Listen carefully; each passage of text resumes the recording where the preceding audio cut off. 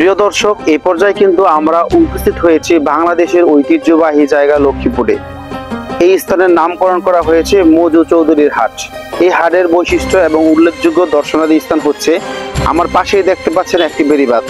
যখন ওই পাশের মানুষের পানির প্রয়োজন হয় তখন এই বেড়িবাঁধটি মেশিনের মাধ্যমে খুলে দেওয়া হয়, আর যখন পানির প্রয়োজন না হয় তখন আবার কি অটো বন্ধ করে দেওয়া হয়। এবং পাশাপাশি দেখতে পাচ্ছেন এই নদীটা কিন্তু সৌন্দর্য ঘেরা।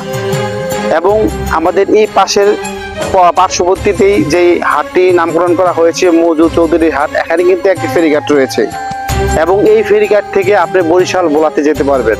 এখানে ফেরির মাধ্যমে যাওয়া যাবে, স্পিডবোট যাওয়া যাবে। আমরা কিন্তু দর্শক ইতিমধ্যেই কিন্তু একটি ট্রলারকে ভাড়া করেছি নির্দিষ্ট একটা টাকা দিয়ে। আমরা এই পুরা নদীটাই কিন্তু এখন ঘুরবো।